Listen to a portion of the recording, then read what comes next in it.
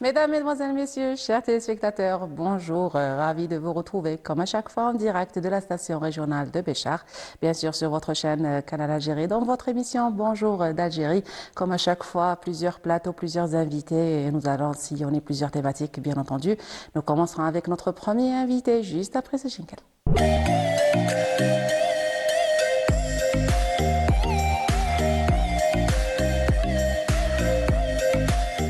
Et l'invité de cette matinale, c'est Dr Sabrina Yebedri, enseignante chercheure à l'université de Béchar. Bonjour docteur, bienvenue.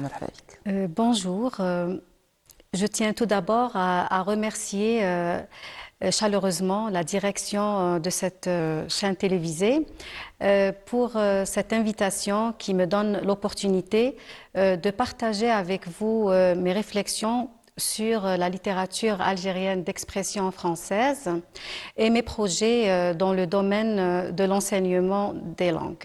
Alors justement, ça va être notre thématique pour ce matin. Voilà. Nous allons parler de littérature algérienne d'expression française, le rôle du roman algérien, pourquoi le choix de la langue française pour l'écrire et tout ce qui en suit. Bien sûr, vous avez votre expérience dans ce domaine, vous avez organisé plusieurs colloques, vous enseignez la littérature à l'université Tahri Mohamed de Béchar. Qu'est-ce que vous pouvez nous dire justement sur la littérature de manière générale et sur le roman en particulier? Lorsqu'on évoque le roman algérien d'expression française, on touche à l'un des paradoxes les plus fascinants de notre histoire culturelle. Oui. Comment une langue, celle de l'ancien colonisateur, est-elle devenue le véhicule privilégié d'une littérature profondément algérienne? Comment des écrivains comme Mouloud Faraoun, Mohamed Dib, Katib Yassine et plus tard Assia Djebar, Meissa Bey ou encore Yasmina Khadra ont-ils fait du français non pas la langue de l'autre, mais leur propre langue de création. Cette littérature est née dans la douleur de la colonisation, mais elle s'est affirmée comme une littérature de résistance et d'affirmation identitaire. Les premiers écrivains algériens de langue française écrivaient pour témoigner justement, pour dire l'Algérie au monde, pour préserver une mémoire que l'on tentait d'effacer. Absolument. Oui. Alors justement, ils racontaient l'histoire de l'Algérien, c'était la culture algérienne avec des mots français, mais ça transcrivait, voilà. Ils ne transcrivaient pas forcément une culture ou une littérature française ou la francophone. Voilà. Par contre, tout à fait. Il faisait passer un Ce qui est remarquable dans cette littérature, en fait, c'est qu'elle a su transformer une contrainte historique en opportunité créatrice. Absolument. Voilà. Une langue qui porte en elle les traces du berbère, de l'arabe, des expressions populaires, des proverbes ancestraux. C'est ce que Katib Yassine appelait le butin de guerre. Absolument. Donc, il disait, nous avons pris la langue de l'autre et nous en avons fait notre instrument de libération. Je dirais, aujourd'hui, en fait, la littérature algérienne d'expression française continue d'explorer les grandes questions qui traversent notre société. La mémoire coloniale et postcoloniale, bien évidemment, mais aussi les mutations sociales contemporaines. Les questions identitaires dans un monde globalisé les défis de la modernité, les tensions entre tradition et changement, tradition et Justement, modernité. c'était le thème d'un de vos colloques. Tout à fait, exactement. On en parlera après. Hein. Donc, le rapport de la langue à la colonisation, une période qui a connu différentes facettes et qui a fait émerger différents outils dans la langue française.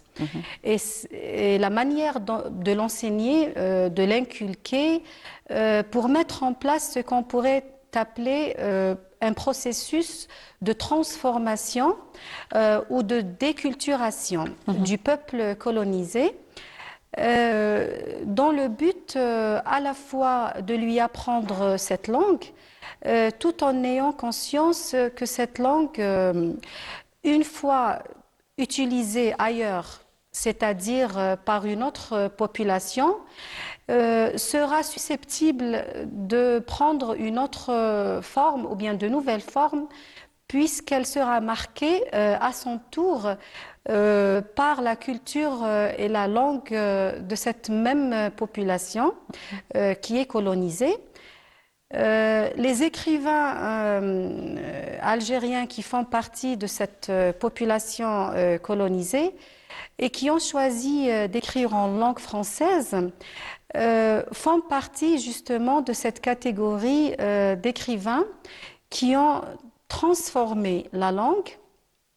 On pourrait parler du processus de transformation à partir du moment où cette même langue de culture subit elle-même une forme de déculturation. Je vais vous expliquer après. C'est ce que j'allais poser. Voilà. Qu'est-ce qu'ils ont apporté, ces écrivains? Parce qu'il y a eu pas mal de romans qui transmettaient, qui transféraient un savoir-faire algérien avec une culture, avec une terminologie typique qui a enrichi par la suite l'Académie française et qui a apporté un plus. On remarque des traces de la langue de l'autre, donc on pourrait parler de la fusion entre les deux. Cultures. Voilà. On pourrait parler de la construction et d'une reconstruction. C'est à partir de là que naît le roman algérien d'expression française. Absolument. Alors pourquoi justement ces romanciers, ces écrivains ont-ils choisi d'écrire même après l'indépendance avec la langue du colonisateur, sachant qu'ils l'ont bien maîtrisée, qu'ils se sont bien défendus avec, même nos politiciens, ils ont réussi à transmettre la cause algérienne à travers une expression francophone, il faut le dire. Tout à fait. C'est une question particulièrement complexe que bon nombre d'écrivains francophones, j'allais dire, comme Essia Djebar, comme Yasmina Khadra et bien d'autres, se sont posés. Et c'est toute la problématique d'une littérature qu'on a pu appeler une littérature francophone ou bien algérienne d'expression française. Voilà.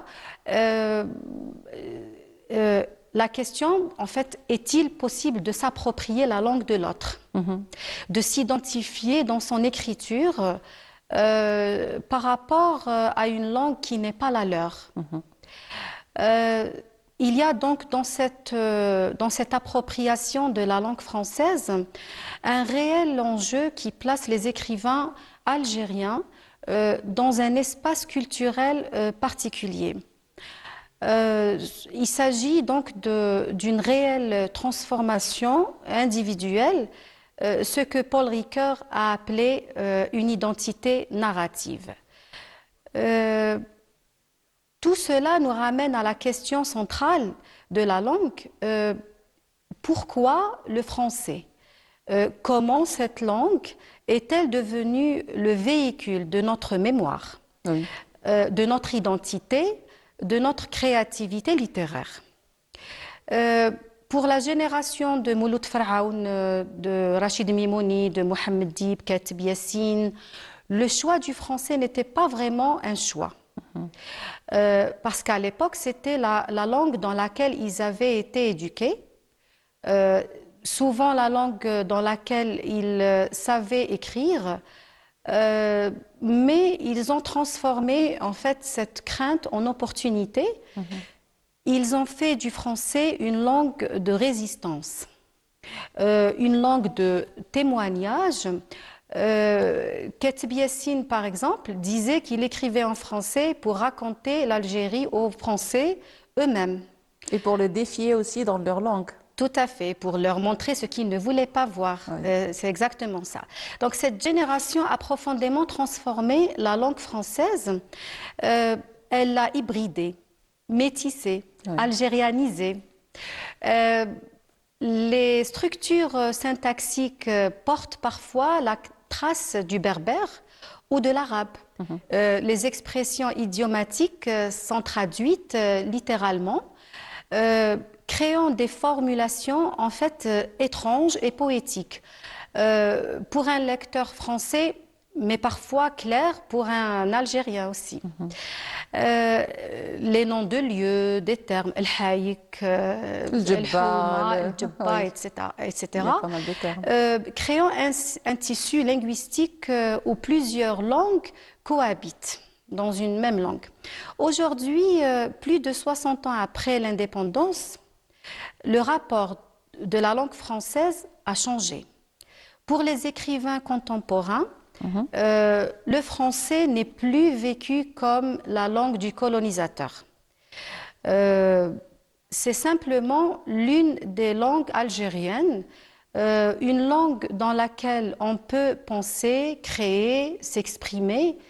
Les jeunes auteurs n'ont pas ce sentiment de culpabilité, Oui. culpabilité que C'est un pouvaient moyen de ressentir, communication comme que tant pouvaient d'autres. ressentir les aînés. Oui. Ils assument aujourd'hui pleinement le français comme leur langue d'écriture, en fait. Alors justement, je vais revenir au colloque que vous aviez organisé. Je sais que vous avez organisé 2 colloques à l'université de Béchar. Alors il y en avait un intitulé Le roman algérien entre modernité, entre tradition et modernité. Quel apport trouvez-vous qu'a apporté le roman justement? C'est précisément cette problématique qui a motivé l'organisation à l'université de Béchar d'un colloque international consacré au roman algérien. Nous voulions créer un espace de réflexion où chercheurs universitaires et étudiants pourraient analyser ensemble l'évolution de cette littérature, comprendre comment elle négocie constamment entre l'héritage du passé et les exigences du présent. Le colloque a permis d'explorer plusieurs questions fondamentales. Comment les romanciers contemporains représentent-ils le patrimoine traditionnel algérien? Quelles nouvelles formes narratives émergent dans la population dans la production littéraire actuelle? Comment la jeune génération d'écrivains renouvelle-t-elle les thématiques et les esthétiques? Et pourquoi le roman algérien d'aujourd'hui diffère-t-il de celui de la génération de l'indépendance? Ce qui m'a particulièrement frappé lors de ce colloque, c'est justement la motivation de la recherche universitaire dans notre région. Il faut savoir que Béchar est souvent perçu comme périphérique, s'affirme, comme un centre intellectuel dynamique où se posent les grandes questions de la littérature maghrébine. Nous avons réussi à créer un véritable réseau de chercheurs, à initier des collaborations fructueuses, à publier des actes qui enrichissent le champ critique littéraire. Mais au-delà des aspects académiques, ce colloque a révélé quelque chose d'essentiel. La littérature algérienne d'expression française n'est pas figée dans la nostalgie ou le ressassement du passé. Elle est vivante, elle évolue, elle se réinvente, elle dialogue avec les préoccupations de notre temps, tout en restant profondément ancrée dans notre histoire et notre culture. Voilà. Alors justement, j'aimerais revenir à l'écriture féminine parce que on sait qu'il y a pas mal de femmes qui ont embrassé l'écriture et qui ont écrit aussi avec la langue française et qui ont fait leurs preuves en défiant pas mal de choses dans la société algérienne. Et voilà, il y a par exemple Assia Djebar, Tout à fait. il y a pas mal de Justement, femmes. parmi les évolutions les plus remarquables de la littérature algérienne, il y a incontestablement l'émergence et l'affirmation des voix féminines. Pendant longtemps, la parole publique, notamment la parole littéraire, a été largement masculine. Ça, il faut le dire. Les femmes écrivaient peu, ou du moins elles étaient peu publiées, peu lues, peu reconnues. Assia Djebar a ouvert la voie avec une œuvre monumentale qui mêle histoire, mémoire, réflexion sur la condition féminine.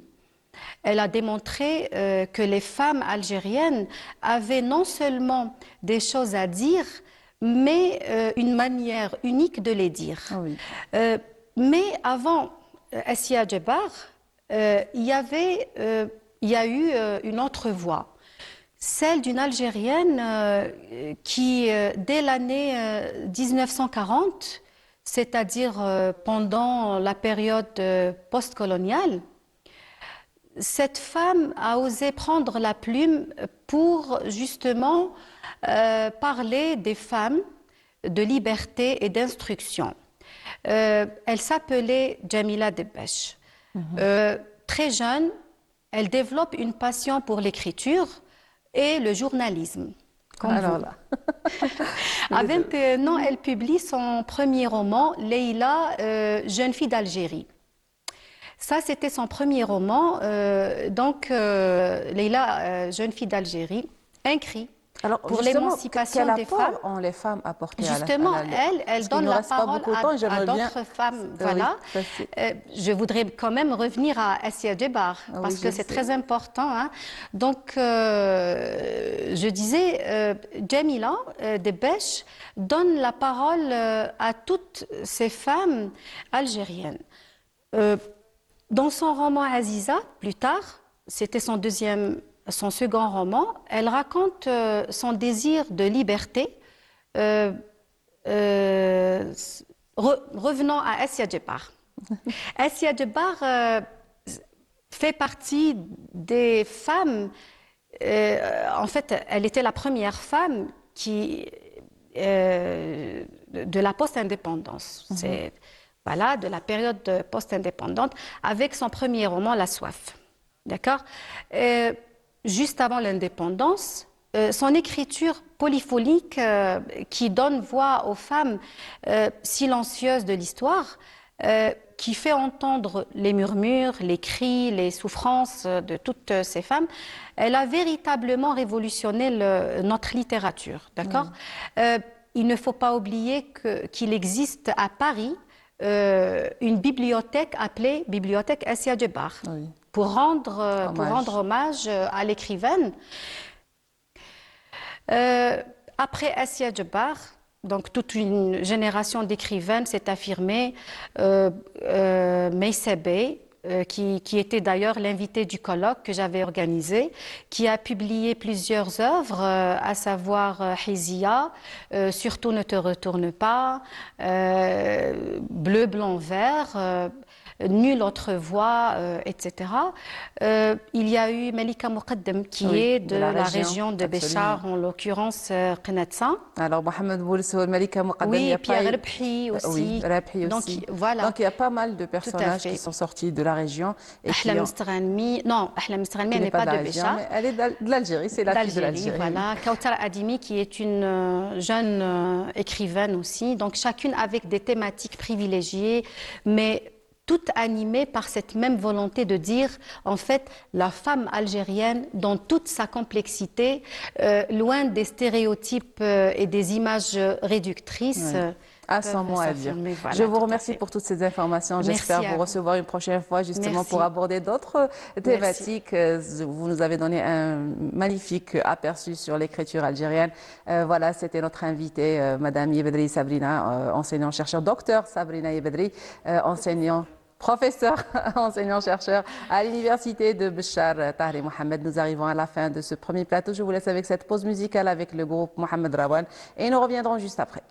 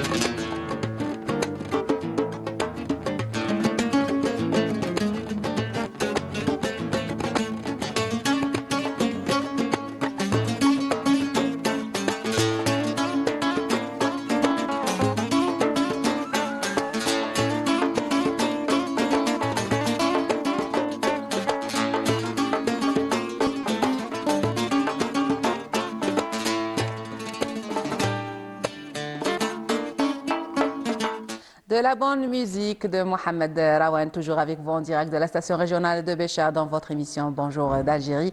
Nous arrivons à notre deuxième plateau et nous retrouverons nos prochains invités juste après ce jingle.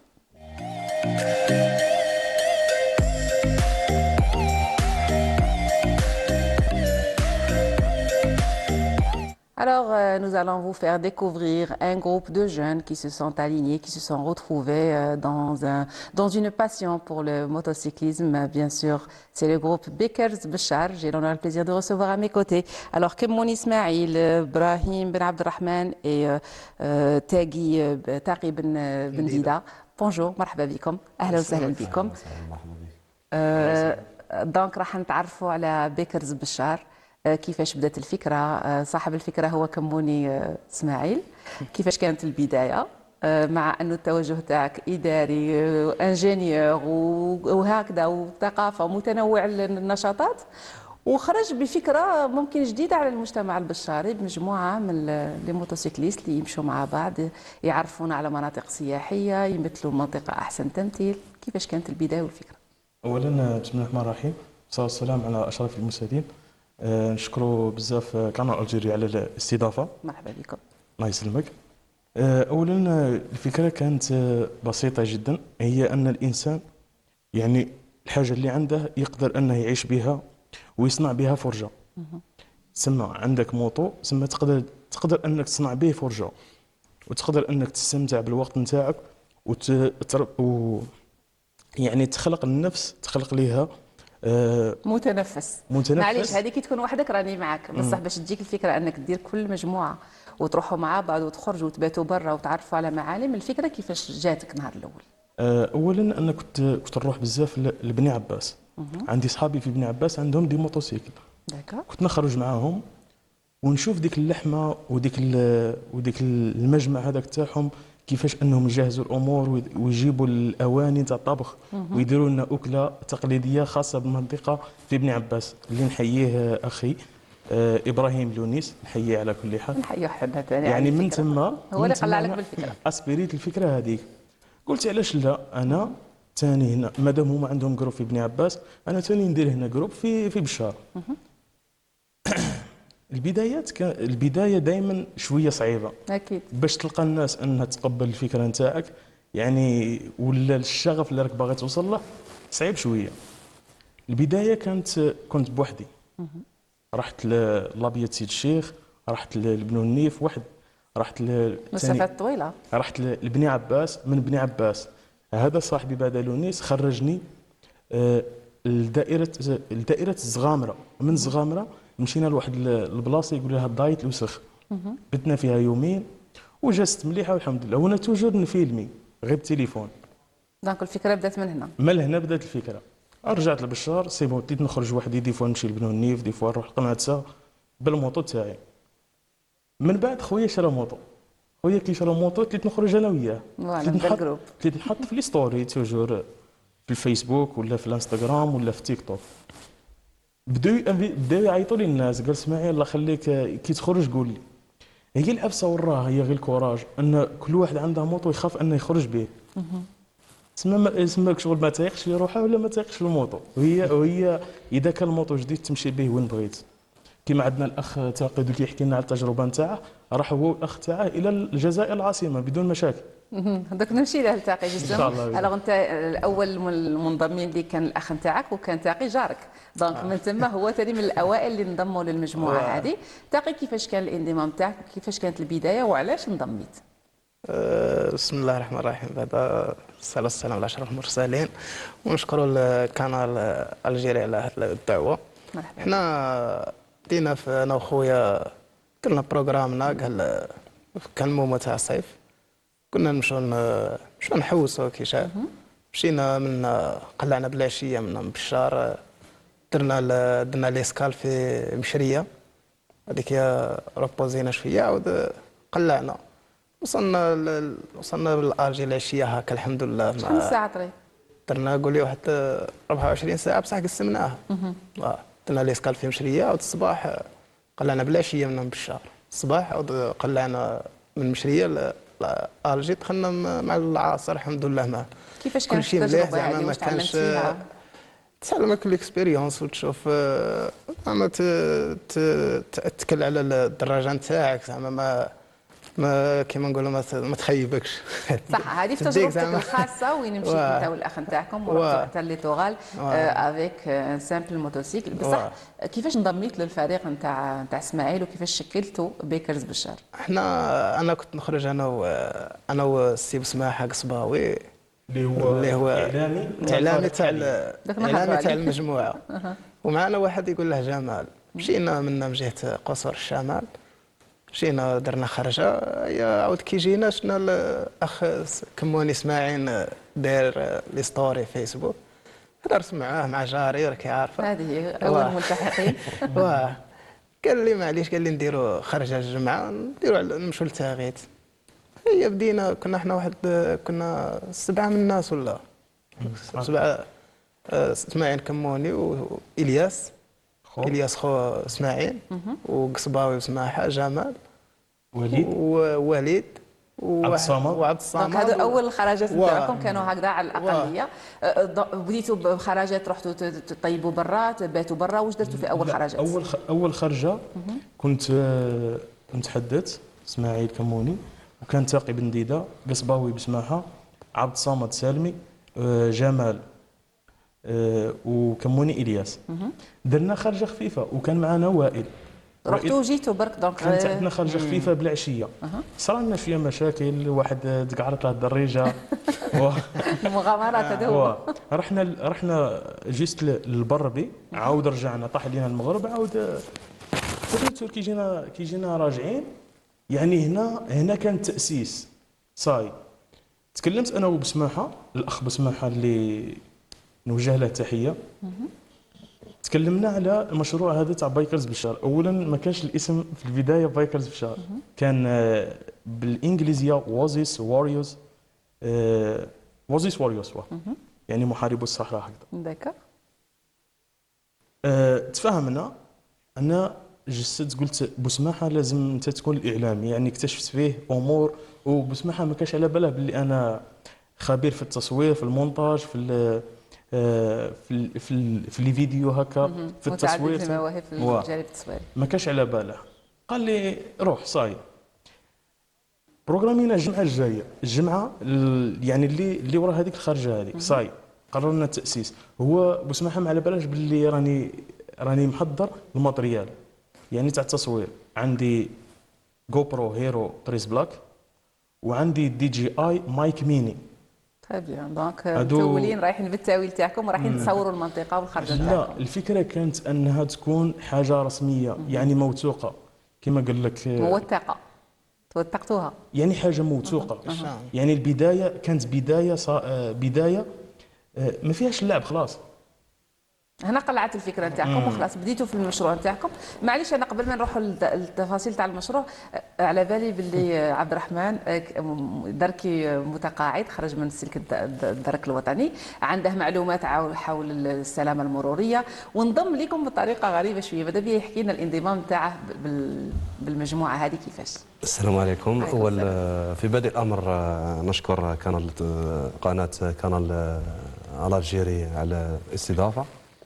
وانا نشكركم على تلبيه الدعوه. والله شكرا. طريقه انضمامي للمجموعه في بدء الامر انا شفت بايكرز بشار، شفتهم على مواقع التواصل الاجتماعي تيك توك، واتصلت بالاخ اسماعيل، عزمتهم على مأدوبة غداء في العباضله. في العباضله اللي تبعد 100 كيلومتر على بشار. تبعد 100 كيلومتر على بشار. فلبى الدعوه، اتصل بيا ولبى الدعوه وجا عندي، وما كانش على باله باللي انا اصلا دراج. وهي انا سبقتها بلقاء، يعني سبقت الدعوه هذيك سبقتها بلقاء. كنت معروض في عباضله، كان عندي الزفاف تاع الاخ الصديق تاعي، ورحت بالسياره، ما رحتش بلا موطو، رحت بالسياره وتوعدت انا وياه باش نتلاقاو، وتلاقينا وجاني بالدراجه الناريه. فوالا دونك هنا كانت لا ديكوفيرت، ومن بعد ريحنا مع بعض. المهم ريحنا مع بعض وديسيدينا الوقت اللي يشرفوني به. المهم كانت يوم جمعة، وجدت لهم فطور الصباح كالعادة، ودرناه في سد جرف في سد جرف تربة، سد سد العباض العباضلة. سد العباض داكور. تم درنا فطور الصباح، ومن بعد توجهنا لواحد المحمية عندنا في العباطلة. وعرفتوا بالمنطقة؟ عرفتوا بالمنطقة وزرنا تما، ودرت لهم طبق تقليدي اللي هو الكسكس مع اللحم. اكيد. صراحة دونك درتوا قاعده، خرجتوا، شفتكم حتى الفيديوهات تاعكم حطيتوا تاع محطه القطار الجديده اللي محطة دشنت القطار الجديدة تاع مؤخرا، السكة درتوا الحديدية. في المدينه، تلاقيتوا بناس العبادله، والصوره اللي دائما تحبوا توروها انه اصحاب الموطو ماشي ناس ماهوش متخلقين ولا، بل بالعكس ناس اللي يحترموا القانون، ناس اللي منضبطين، دائما ولاد نمدوا صورة فاميليا. حسنة على الدراج. هذا هو الهدف من خلال هذا المجمع اللي راكم مجتمعين فيه. وانت من الخبره نتاعك كدركي سابق والسلامه المروريه قدمت لهم اكيد اضافه. حاجة باينة، قدمت لهم إضافة، ودائما نصائح في تنقلاتنا عبر بلدية ولاية بشار. أول حاجة اللي هي سي اوبليجي أنا الكاسك يكون لابس على الدراج، لخاطر الكاسك كيما نقولوا بور ايفيتي لي زاكسيدون بورتات.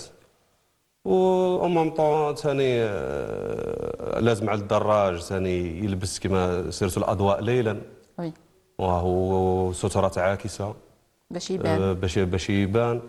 والحاجه الاساسيه اللي عند الدراج هي التركيز، كي يكون مركز في الطريق باينه ايفيتي لي زاكسيدون وايفيتي بزاف صوالح. دونك انت دايما معاهم بالمرصاد باش يحترموا التعليمات والقوانين المرور. دائما راح نتعرفوا عليكم جيستومون في هذا لو في تي ار اللي انجزتها الزميله تاعنا جويده. بابا احمد نخليكم تتعرفوا على الجروب بكرز ونعاودوا نرجع.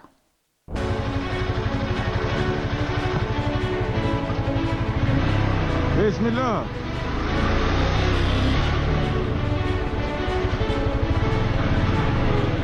قطر بوكايس، قصر قديم بوكايس، تحفة معمارية ومولود ثقافي.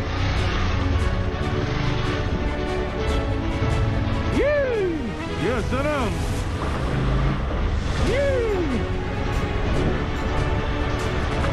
يا سلام.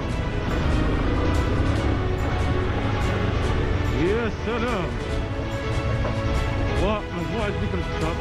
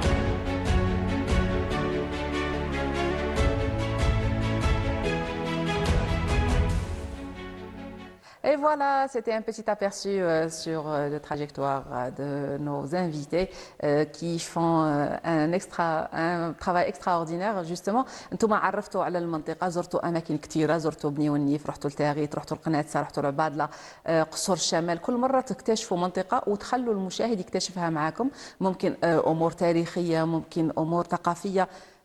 نرجع لك اسماعيل كموني، كيفاش كانت الفكرة نتاع إنشاء هذه المجموعة واش الهدف منها؟ اولا الهدف هو اعطاء صوره حسنه للدراج البشاري، وباللي الدراج البشاري عنده ثقافه وعنده محتوى يقدر يقدمه، ولما لا. اكيد ان بشار تمتاز بمناطق سياحيه كثيره، اكيد اللي هي نبداوها بقصور شمال، مغل الاحمر، بوكايس، تاغيت، غنيه عن التعريف. اكيد يعني من نقوش الصخريه الى الزاويه الفوقانيه، كلها تحفه طبيعيه. متحف على الهواء الطلق. متحف على الهواء الطلق. نروحوا مباشره الى بنو النيف، هادو كاع زرناهم. والحاجه اللي زادت ميزه بايكرز بشار هي كيفاش نقول لها، عرفتوا بالموروث الثقافي، عرفتوا بالمنطقة، رحتوا زرتوا، شفتكم الأسبوع الماضي كنتوا عند واحد من المجاهدين تاع المنطقة، عرفتوا على التاريخ تاع المنطقة، رحتوا لشارلي موريس للخط الكهربائي تاع المستعمر، وعرفتوا بمنطقة قصور الشمال. رحتوا لقناتسا، وريتوا لنا الزاوية تاع قناتسا، وريتوا لنا المسجد العتيق. يعني كل مرة نكتشفوا معاكم منطقة وأكل معين لمنطقة معينة. هنا كانت قفزه نوعيه مع المرشدين السياحيين اللي نشكرهم بزاف على دعوتنا وتقديم الافضل لولايه بشار. يعني احنا الحاجه كنا مركزين عليها اللي هي الصوره الحسنه لولايه بشار. يعني كاين مناطق يتزاروا. المرشد السياحي مصطفى بالعربي اللي قدمنا اضافه كبيره جدا، وزاد بدوره هو عرفنا بالمرشد السياحي اللي هو عبد المجيد بالعيد، اللي ايضا الفيديوهات نتاعها هو ما كاش متوقعها كاع، ما كاش متوقع ان نوصل هذا البروفيسيوناليزم، واصلا هو ما كانش داير في باله كاين دي جون دي بروفيسيونال. ونحيي بالمناسبه الاخي كموني الياس اللي هو ايضا عنده 2 دبلوم في التصوير التقني والتصوير للمناظر الطبيعيه. يعني سي بروفيسيونال في الفيديوغرافي. الفو دير بلي عندكم اكثر من 300 فيديو على القناه نتاعكم تاع تيك توك، وعندكم ممكن في فيديوهات اللي عندها اكثر من 4 ملايين مشاهده. دونك كمان لحقتوا العدد كبير من المشاهدين والمتابعين. الحمد لله الصفحه لحقه الان 12900 متابع. وراني حاط في الصفحه الان الى حد الان حاط 344 فيديو. الله يبارك. على ولايه بشار وبلديات بشار. بالاضافه الى المتابعين اللي نشكرهم على كل حال، نشكرهم بزاف متابعين اوفياء، وايضا المتابع البشاري عنده ذوق ولا تعليق سلبي. الله يبارك. يعني 344 فيديو وما عمرك ولا تلقى تعليق سلبي. نحيي المشاهدين بزاف ونشكرهم بزاف. احنا نحييكم انتم، لو كان ما مديتوش صوره ايجابيه ما كانش راح يكون هذا التفاعل الايجابي من عند المتابعين تاعكم. نرجع لكم ابراهيم، ممكن عندكم دي كريتير باش الناس تلتحق بكم؟ انه كاين ناس كثيره اكيد اتصلت بكم وحابه تلتحق بالمجموعه هذه، بصح عندكم معايير دقيقه باش الناس تلتحق بكم؟ وش هي المعايير؟ عندنا معايير انتقاء باش الناس تنضم للمجموعه، وعندنا طلبات كثيره اللي باغي تنضم للمجموعه. احنا لا باز تاعنا هي الانسان يكون متخلق، يكون متربي، يعرف يهضر، منضبط، كما نقولوا هذه المعايير الاساسيه الانضمام. وثاني احنا محتوانا في بدء الامر كان تحسين صوره الدراج بصفه عامه في ولايه بشار، ومن بعد طورت الفكره ان نبرز الموروث الثقافي التي تزخر به ولايه بشار عامه، ولنا نزور الاماكن السياحيه وديروا جلسات الشاي، ديروا اشتكم طيبوا المله، طيبوا اطباق. الطبخ التقليدي يعده اعضاء المجموعه كل على حسب موهبته. سورتو هذيك الداندو هذاك اللي طيبتوها يغوي هذاك. نشكر الاخ صالح قاعده رايعه، طباخ ماهر في المجموعه اللي هو ما شاء الله الاخ صالح. وثاني الحاجه اللي تهمنا السلامه المروريه للدراج الناري اكيد في ولايه بشار، انه يكون لابس الخوذه، لابس الجيلي تاعها باش يبان مسافه الامان ما بين الاخر، تركيز في الطريق حاجه وتعطوا مهمة. حتى نقد بناء. عندكم قعدات وين تروحوا تعطوا ملاحظات على اشياء اللي شفتوها ولا اللي تلاقيتوا بها وتنصحوا بها باش انكم تحاولوا تصلحوا الامور. هي قبل الانطلاق فيه جلسه، قبل الانطلاق فيه جلسه نداركوا الامور ونوعوا الدراجين. وكاين في الفريق كاين بسماحه قصباوي هو قائد الفريق، يعني هو اللي يكون في الواجهه ولا في الامام،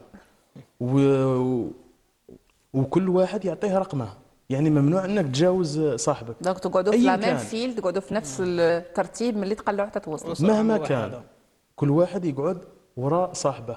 وكاين شخص اللي يريح الرول، اللي يراقب الحركات. علاش؟ باش كي نكملوا المجمع في الختام كل واحد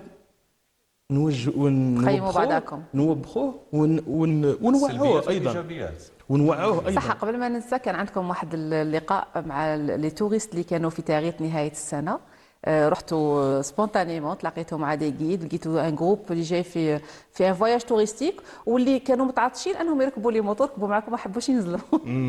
احكوا لي هذه التجربه. تاقي احكي لي على كيفاش فاتت هذا اللقاء مع لي توريست هذو اللي ركبوا وعجبهم الحال وكانت تجربه رائعه بالنسبه لهم. احنا مشينا لتاغيت كما العاده. اللقاء تاع حاجه صدفه زعما ما دايرينش عليهم حنايا. رب صدفه خير من الف عام. ايوا وكان معه الاخ مصطفى بالعربي هذا المرشد السياحي.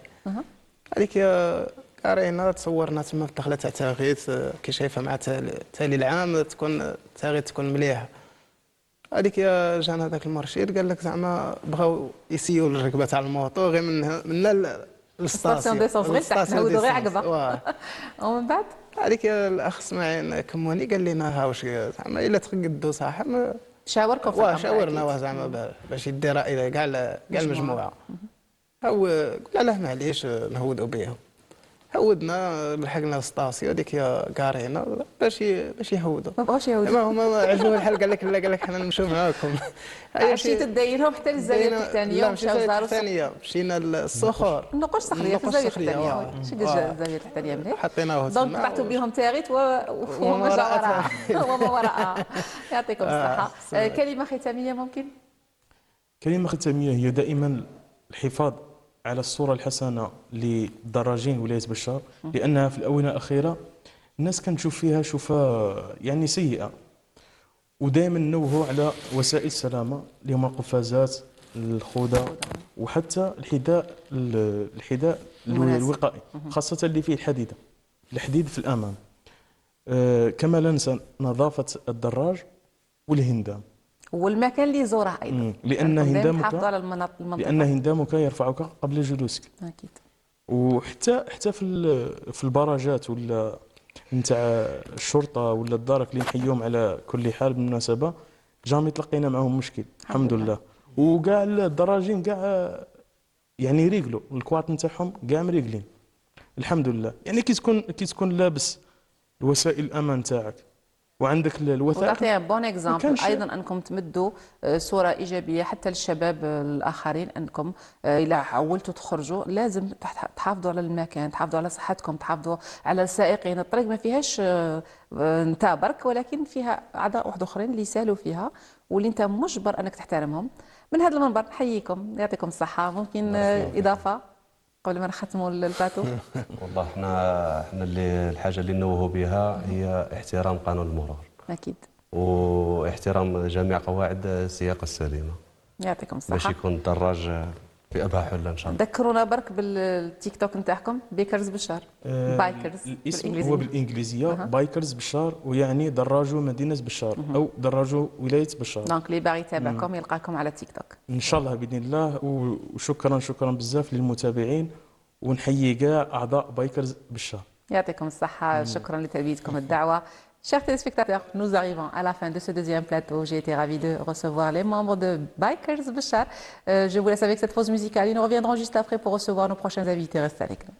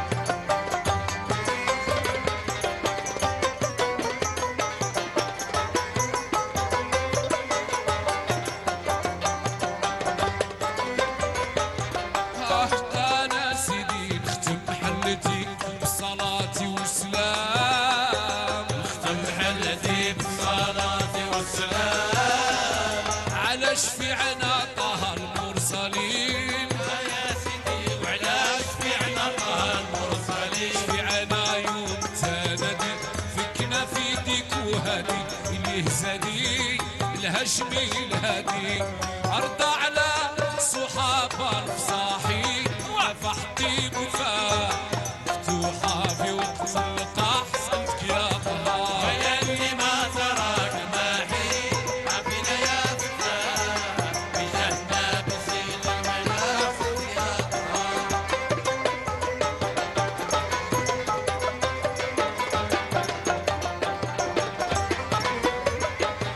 قال يا سيدي نختم حلتي بصلاتي وسلام نختم حلتي بصلاتي وسلام على شفيعنا طه المرسلين ها يا سيدي على شفيعنا طه المرسلين شفيعنا يوم تنادي فينا في ديك وهادي اللي هزادي الهشمي الهادي أرض على صحابة الفصاحي مفحتي بفا مفتوحة في وقت القاح سألتك يا الله يا اللي ما تراك الماحي عافينا يا فتاة بجهنا بسيدي أحسنك يا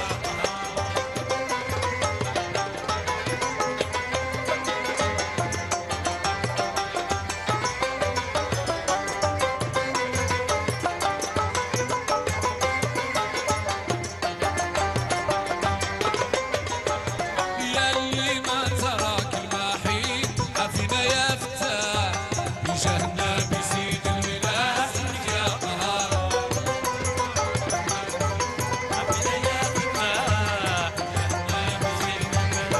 بجهنا بسيد الملاح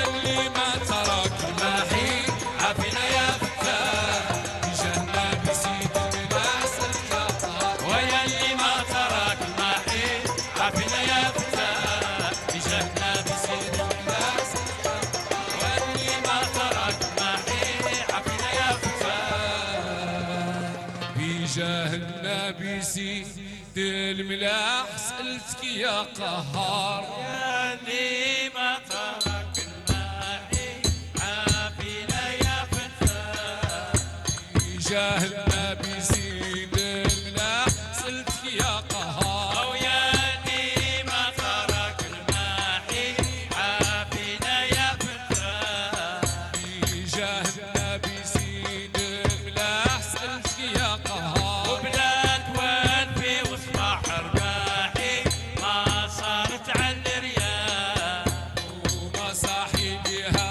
نعاونونا ذات الصحراء بلاد وانفي وصباح رباحي ما صارت على الرياح وما صاحبها نعاونونا ذات الصحراء أو يا اللي ما تراك الماحي عافينا يا فتاة. Très belle chanson du groupe Ferda de Kenadza, toujours avec vous en direct de la station régionale de Béchar. Nous arrivons à notre troisième plateau.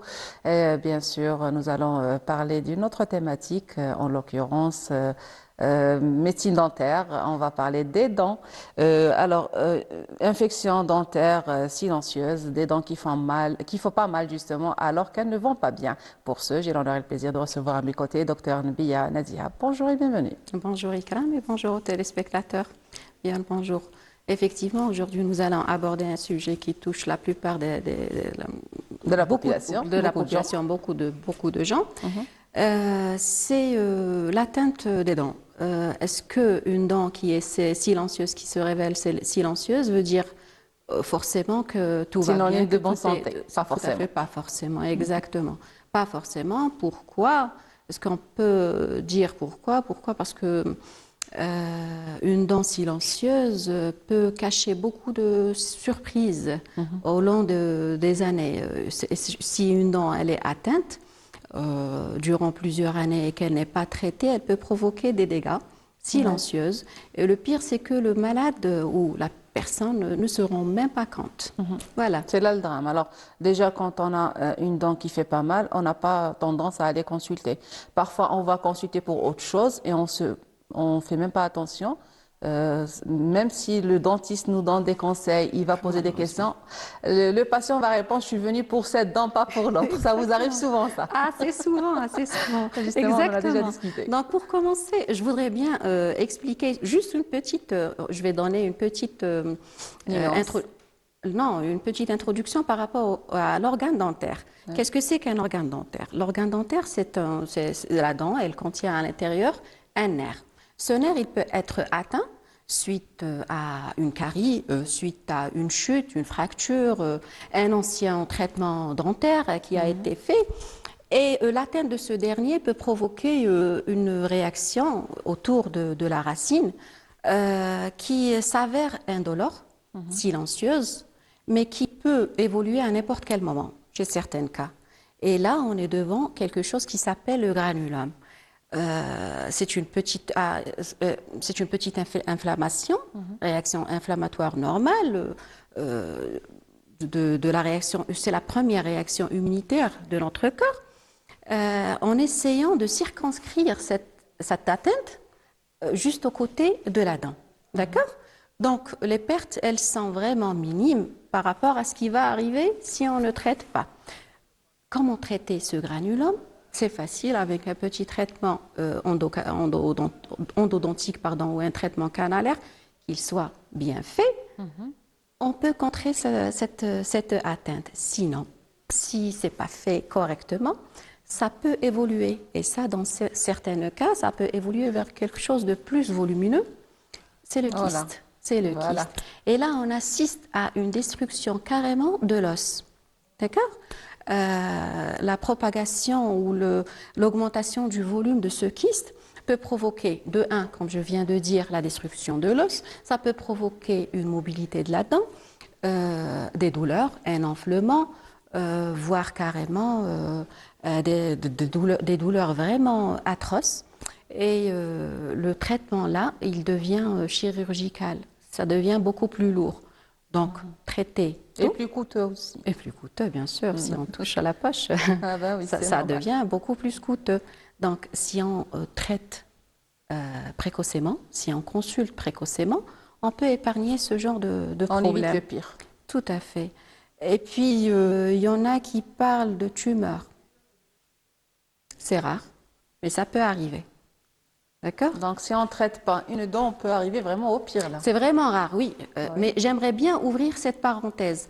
Pourquoi? Parce que si on ne fait pas vraiment peur aux patients, ils Ils viennent vont pas pas prendre autre consulter. chose au sérieux, donc ça va. Ils se disent, comme vous venez de le dire, plusieurs patients viennent à la consultation.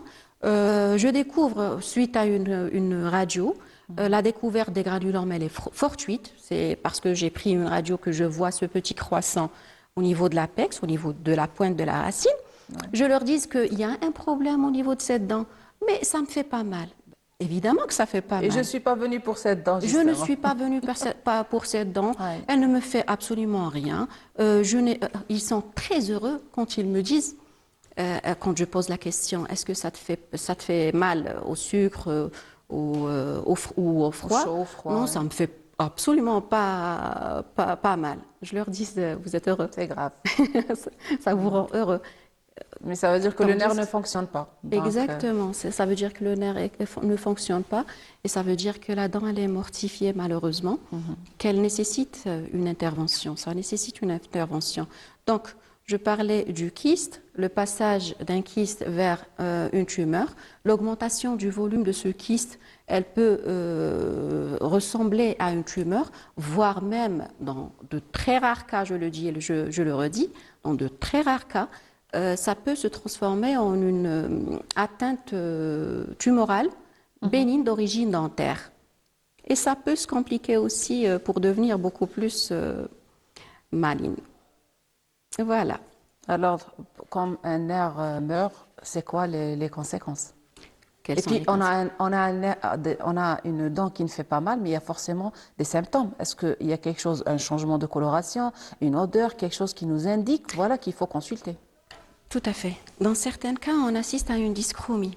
C'est ce qui attire l'attention du dentiste. Dès que la personne sourit, et ça, on le remarque beaucoup plus chez les patients qui ont subi une chute à leur jeune âge, on remarque une petite dyschromie, c'est le changement de la couleur. Coloration, Donc, on se dit, bon, ben, on fait un test de vitalité, hop, il est négatif.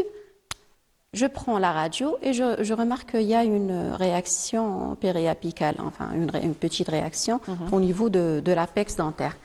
Voilà, donc le traitement. Donc, changement de coloration veut dire. Changement de coloration, c'est un indicateur. C'est pas juste parfois, c'est tout le temps. Tout le temps un Le indicateur. changement de couleur de la dent révèle un problème endodontique, révèle un problème au niveau du nerf de la dent. Donc, D'autres symptômes peut-être visibles, qui soient visibles. Son truc, c'est qu'elle est asymptomatique. Voilà, c'est là le drame. Ça passe vraiment silencieusement. Dans de très rares cas, ça se réchauffe et ça donne des abcès dentaires, ça donne des douleurs. Et c'est là où on voit le malade quand c'est trop tard. Quand il va commencer à souffrir. Dans les meilleurs des cas, une petite chirurgie pour exérer, pour enlever avec le kyste, pour faire l'exérèse du kyste. Sinon, c'est carrément l'extraction de la dent suivie d'un curetage osseux. Et c'est ce qui complique les traitements. Les traitements deviennent beaucoup plus lourds. D'accord? Alors, parlant de traitement, il y a une question qui me traverse l'esprit, les abcès, l'automédication chez les patients. Alors, il y a pas mal de gens, quand ils ont un abcès, ils ont tendance à aller chez le pharmacien, s'acheter des médicaments. Souvent, ça aggrave la situation. C'est pas souvent, c'est tout le Tout le temps. Ça aggrave la situation Alors. tout le temps. Ça nous complique l'intervention, le traitement par la suite. Et puis, je vais dire un truc. Pourquoi il faut... Je vais ouvrir un autre onglet et je vais retourner à cette question. Par rapport aux dents infectées, si on les laisse sur place, parce que l'automédication, justement, ils prennent des médicaments afin de laisser la dent en place, afin de laisser la racine atteinte en place. D'accord? Ils ne viennent pas consulter, ils ne viennent pas faire leurs extractions. Et donc, une dent atteinte, c'est une dent qui présente un foyer aux bactéries, mais qui soit permanent. Tout à fait. Et puis, à n'importe quel moment, ça peut se propager. Le risque qui se présente, c'est chez les malades qui sont cardiopathes, les malades qui présentent des maladies cardiaques chroniques, comme par exemple aussi les diabétiques, les personnes âgées, les femmes enceintes, d'accord? Donc, chez ces patients-là, on peut assister à une aggravation, mais vraiment sévère, vraiment sévère chez ces patients-là. Et puis là, on ne parle plus d'un problème dentaire, on parle d'un problème vital. Voilà. Et c'est là où on assiste aussi aux malades qui prennent des anti-inflammatoires, comme l'ibuprofène par exemple, qui est très dangereux. D'ailleurs, je parle depuis tout à l'heure d'une réaction inflammatoire. Qu'est-ce que c'est que la réaction inflammatoire?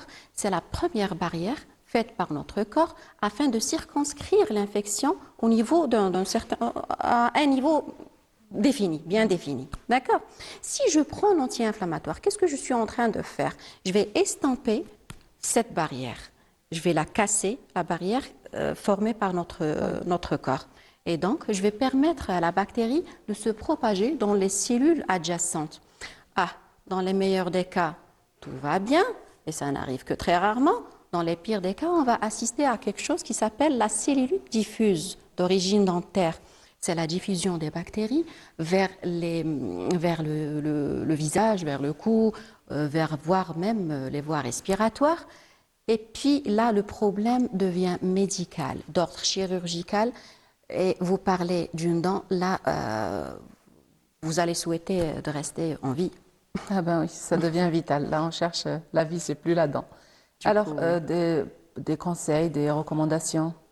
Conseils par rapport aux anti-inflammatoires. Si vous avez une rage dentaire, si vous avez mal, si vous avez beaucoup plus un enflement, un réchauffement, si vous trouvez que c'est chaud, une hausse de température, si vous n'arrivez pas à mordre au-dessus de votre dent, s'il y a le moindre indice d'une infection, évitez de prendre des anti-inflammatoires. Sinon, ne les prenez jamais sans avis médical. Vous avez mal, prenez un antalgique, comme le paracétamol par exemple, et allez voir votre médecin ou votre... Mais que dire des antibiotiques alors? Les antibiotiques, on a des malades qui prennent des antibiotiques incomprimés parce qu'il a eu mal la veille. Je demande, vous avez pris quoi? de l'amoxicilline, par exemple, parce que j'ai eu mal. Et puis Une la seule suite, prise, une une seule seule prise. journée, Il n'y a ouais. pas de respect de dosage, il n'y a pas de respect de temps de prise. Et là, c'est Alors qu'un vraiment antibiotique, il faut le signaler, il fatidique. faut le prendre pendant au moins une semaine à C'est deux. simple. Un Pendant... antibiotique Ouais. ne se prend pas seul. Oui. Il ne faut pas aller. Prescription médicale, il faut que ça C'est soit sous inscrit prescription par... médicale, un point barre. Recommandé par un médecin. Exactement. Là, et les pharmaciens, nos amis pharmaciens, ils doivent nous aider à ne pas vendre les antibiotiques, juste comme ça, sans ordonnance. Il faut dire Normalement, que ça doit augmente être la sous résistance, ordonnance. justement. Ça... On va rentrer dans la résistance et puis un petit abcès dentaire, il peut être facilement traité par de l'amoxicilline, la première famille d'antibiotiques. Puis si je présente une résistance à l'amoxicilline, je vais passer à la deuxième famille. Puis là, il commence à découvrir la bispiramycine. Après, c'est quoi encore? Donc, au lieu de traiter avec une petite molécule aussi simple que l'amoxicilline, on commence à utiliser d'autres médicaments. Ça, d'une part. D'autre part, parfois pour une simple petite inflammation, une dentinite, c'est une atteinte de la dentine seulement, il s'amuse à prendre des antibiotiques. Et puis, notre corps, il a besoin de bactéries. Là, nous ne sommes pas en train d'attaquer la bactérie elle-même. Nous essayons de ne pas aider la propagation de la bactérie. Donc, laissez l'équilibre de votre corps tranquille. Laissez-le tranquille, ne touchez pas aux antibiotiques. L'antibiotique, c'est l'affaire d'un médecin, d'un spécialiste. Ah ben, je vous remercie, docteur, pour toutes ces informations. Nous avons été très ravis de vous recevoir cette matinée. Chers téléspectateurs, nous arrivons à la fin de ce troisième plateau. Je vous retrouve juste après cette chanson pour retrouver nos prochains invités. Restez avec nous.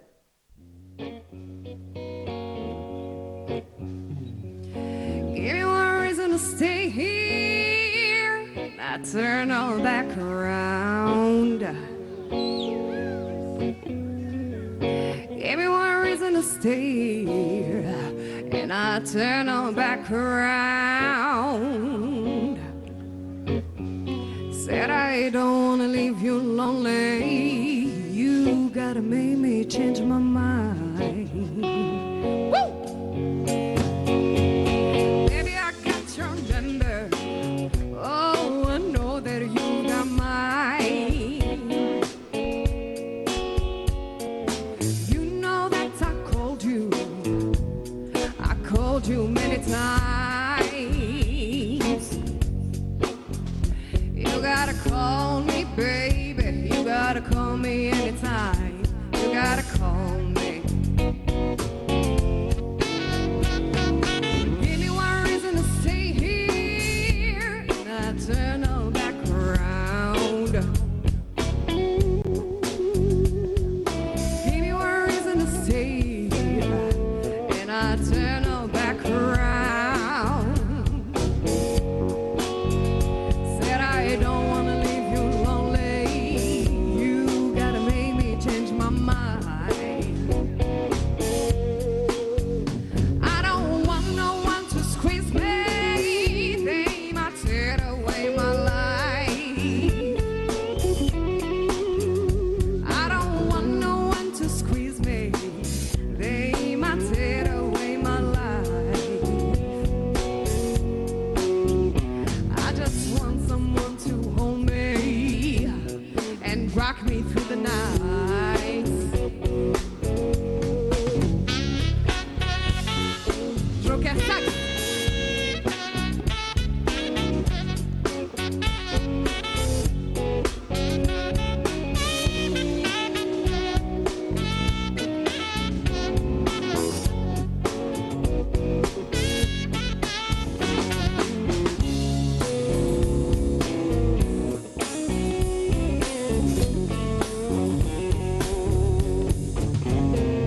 This youthful heart can love you, oh, and give you what you need. I said this youthful heart can love you, oh, and give you what you need. But I'm too old to go chasing you around, wasting my precious energy.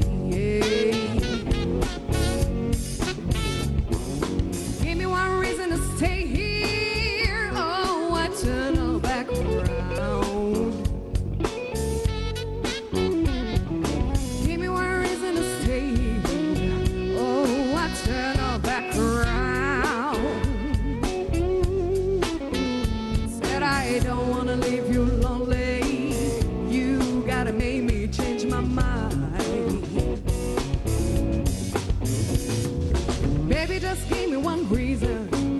Oh, give me just one reason why. Baby, just give me one reason. Oh, give me just one reason why. Très belle chanson de Linda Blues, toujours avec vous en direct de la station régionale de Béchar. Nous arrivons à notre quatrième et dernier plateau et nous allons découvrir l'association Ibtikar avec son président, M. Abbassi Abdelkader, et son invité, Mme Baghdadi Ikram. Bonjour, bienvenue à tous les deux. Merci Karam, merci à tous vos téléspectateurs et merci pour cette invitation. Ah ben, bienvenue comme à chaque fois. Donc nous allons parler justement brièvement de l'association, de son but et surtout de la formation qui s'est déroulée le 25 et 26 janvier dernier. Qu'est-ce que vous pouvez nous dire? Eh bien, Ibtikar, avec son nom un peu accourté, c'est l'association de jeunesse, de Wilaya Ibtikar. Innovation.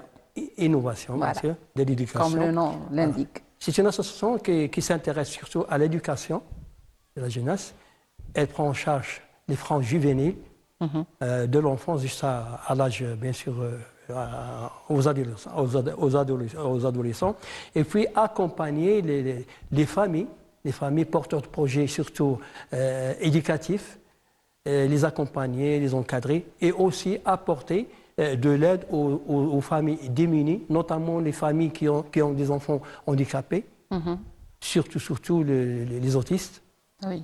Et on s'intéresse aussi à tout ce qui est projet de jeunes, projet insertionnel bien sûr, d'insertion, et aussi à tout ce qui a trait à la prise en charge des jeunes qui sont en difficulté généralement, et puis apporter de l'aide aussi aux associations, notamment on apporte bien sûr notre compétence, vu la composante de l'équipe de l'association et aussi de nos... Vous activez toujours dans le domaine de la formation, de motivation justement des jeunes, et cette fois-ci c'était la formation que vous avez organisée à la Maison de Culture pendant 2 jours. Pour changer de statut, spécialement les associations à caractère culturel, pour les rendre plus rentables et en faire une association à caractère spécifique, spécial. C'est ça. Alors. Donc, c'était un programme qui a été déjà financé par le ministère de l'Éducation. Donc, on a proposé une approche. De l'éducation ou de la culture? Comment? De la culture, le ministère de la Culture, je pense. Ministère de la Culture, voilà. Oui, ministère de la Culture. Ah oui. Donc, c'est une approche associative donc de Ibtikar. Donc, c'était une innovation de notre association qui a trait à comment une association à caractère culturel peut soit basculer dans le domaine économique, commercial, etc. Et comment aussi une association à caractère social peut contractuellement générer des revenus, des ressources, bien sûr contractuellement avec beaucoup de secteurs qui sont concernés dans un cadre, par exemple, des appels à projets, des appels à financement de projets, etc. Donc, et comment mettre, c'est-à-dire cet objectif. On a surtout focalisé notre formation sur le qui fait quoi. Ah oui. Et comment faire en sorte à ce que l'association se regroupe dans cette entité qui premièrement, c'est un contrat moral, contrat entre fondateurs bien sûr, et aussi c'est un contrat avec bien sûr avec la société en elle-même, puisque le texte qui crée ces associations justement, l'objectif, c'est bien sûr apporter un plus pour la société, vu bien sûr une proposition de cette association. Alors, et il y avait un justement, domaine d'intérêt. il y avait un staff encadrant de l'université, vous-même par votre expérience, Madame Bardadi Ikram, qui est active sur le terrain et justement qui a toujours cet esprit de motiver les jeunes et les porteurs d'idées. Quelle était votre contribution justement à cette journée de formation? Alors, bonjour. Bonjour. Merci pour l'invitation. Justement, lorsqu'on parle concernant la motivation, يعني هي ماشي من الأمر الهين أنك تحفز مجموعة. سيرتو عادة أنا ولفت أني نحفز الشباب، الأطفال، النساء. أنا أشوفك ناشطة دائما في الجامعة ولا داخل الولاية ولا حتى خارجها. كي نهضروا على الكوتي أسوسياتيف، هي كما نقولوا هي مبادرة كانت من بدايتي الأولى في مجال التكوين لما نتحدثوا على المقاربة التكوينية. فهنا الجانب تاعي ودوري في الدورة التكوينية اللي كانت ما يخص المشاريع الثقافية هو الجانب الكبير نتاع كيفاش اننا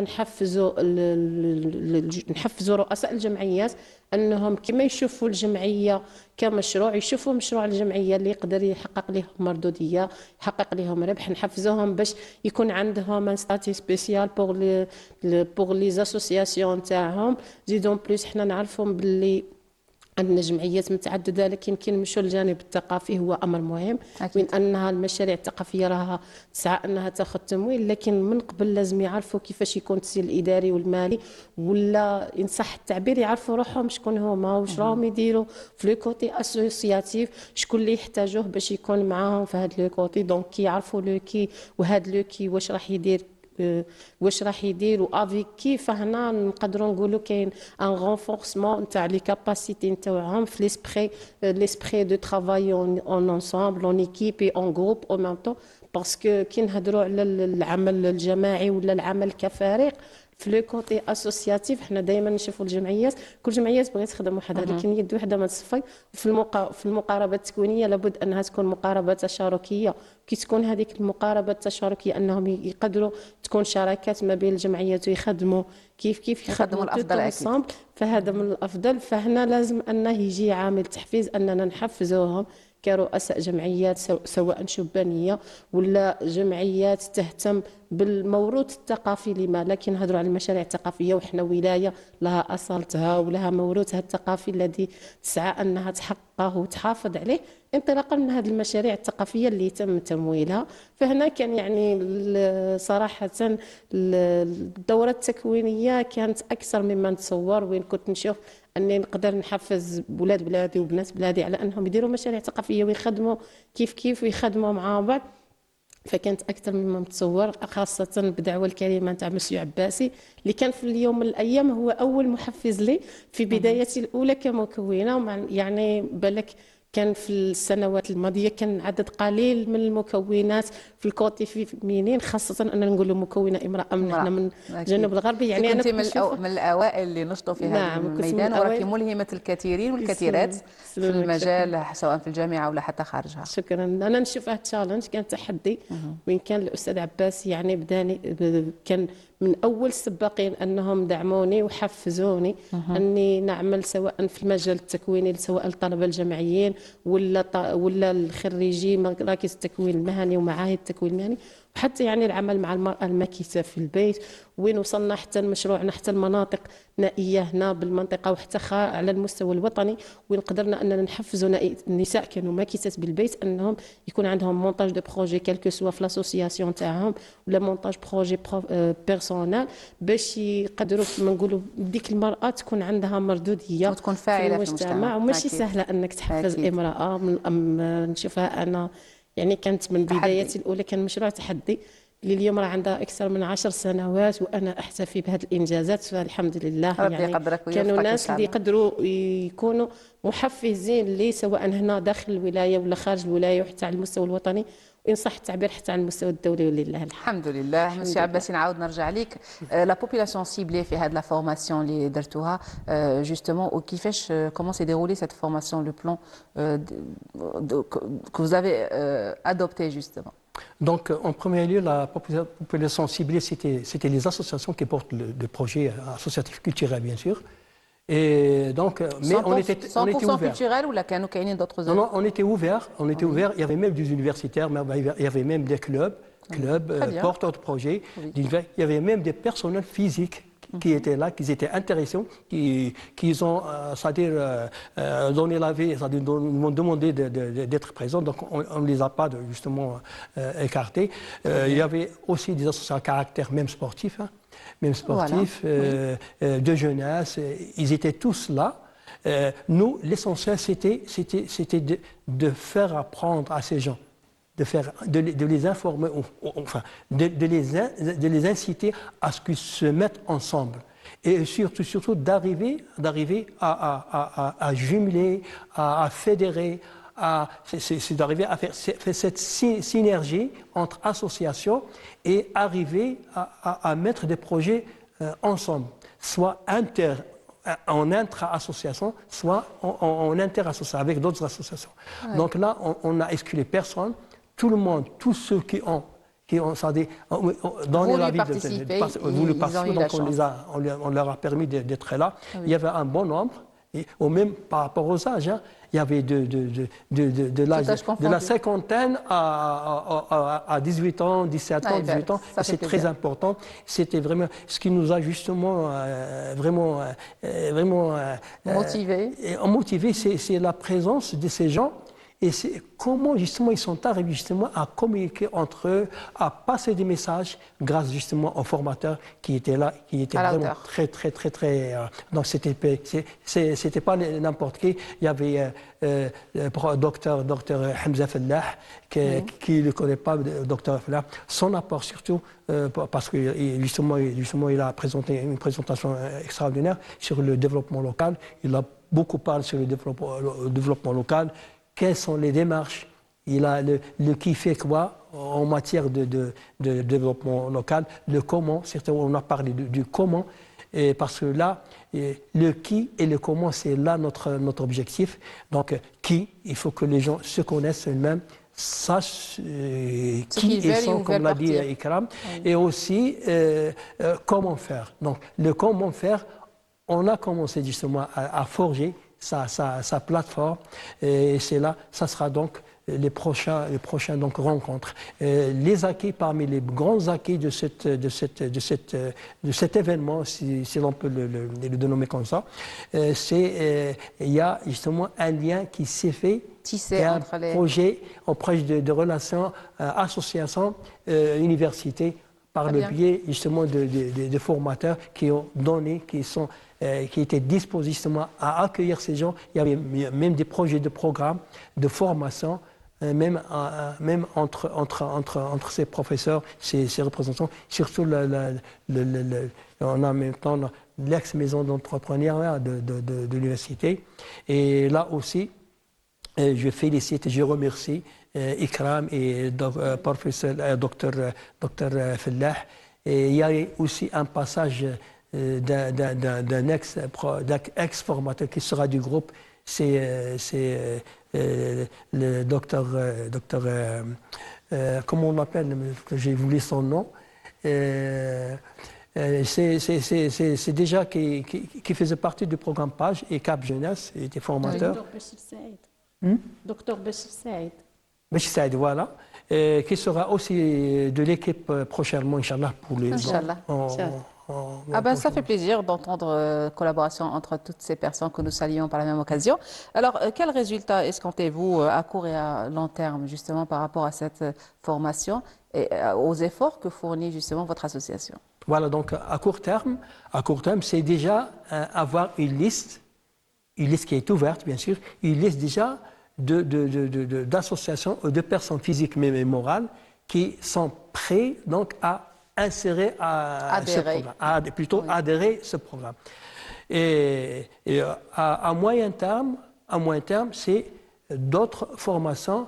Dans une formation, et c'était la proposition du CRAM, c'est parce qu'on a senti que les gens, même par rapport on a fait une évaluation à froid, donc l'évaluation à froid, ce qui a sorti, c'est que la majorité et se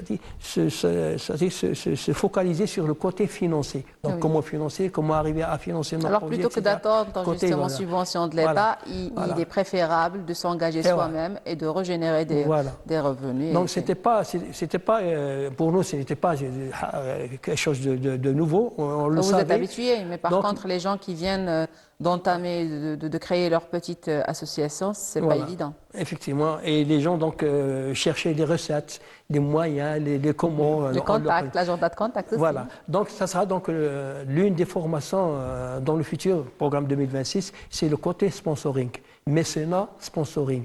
Donc ça sera inchallah donc une formation dans ce sens. Et là, ça sera un apport. Un très grand apport par rapport justement à la composante formation, formateur qu'on a, déjà l'équipe de formation, on a déjà des compétences au niveau local et pourquoi pas même faire amener des gens hors wilaya. Et puis aussi le côté management et gestion. Et surtout la gestion des cycles de projet.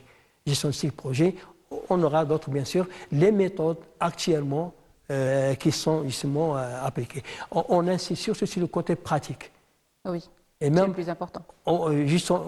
Justement, l'évaluation à froid, on a remarqué et scripté, donc toutes les gens qui ont justement C'est ce que j'allais poser comme question, le feedback que vous avez constaté sur place, comment que c'était? Voilà, donc à chaud, c'était vraiment extraordinaire. Donc elle peut le Je vais revenir justement vers Ikram Bardadi pour nous dire, parce que vous êtes tout le temps en contact avec les jeunes, avec les porteurs d'idées. Comment voyez-vous la plateforme justement dans la région?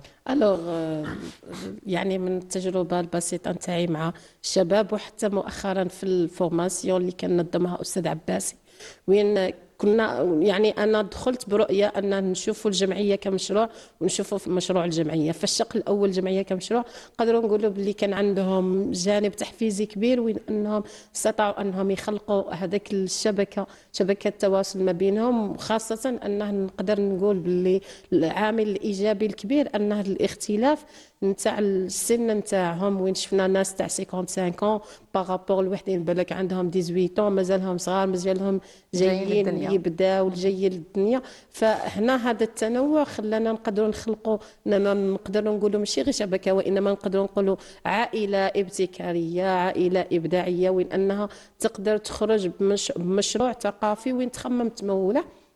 فمن هنا من خلال يعني هذاك الجانب التفاعلي الكبير نتاعهم وين كانوا يعني فرحانين بزاف من خلال الدوره التكوينيه البعض منهم لاول مره يشارك في دوره تكوينيه كهذه وين كان مفتوحه لهم الابواب لدى جمعيه ابتكار انها تستقبلهم رفقه الخبراء المكونين. هذا العامل اللي خلاهم انهم يزيدوا يطلبوا على تنظيم دورات تكوينيه اخرى وين كنا من خلال العمليه احنا دائما نشوفوا الدوره التكوينيه نشخصوا نشوفوا الفئه المستهدفه الى غير ذلك وبعدها تجي عمليه التنفيذ اننا نقدم الدوره التكوينيه ومن بعد نشوفوا ليفالياسيون اللي هي التقييم.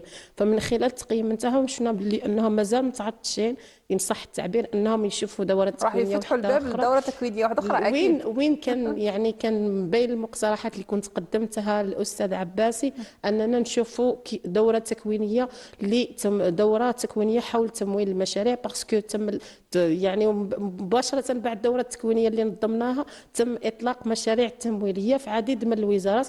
كانت اوكازيون اننا الان تكون عندنا رؤيه استراتيجيه اننا ننظم دوره تكوينيه في مجال تمويل المشاريع وحتى في لي كوتي سبونسورينغ اللي العديد ما يعرفوش كيفاش يستفادوا من سبونسورينغ اللي هو موجود.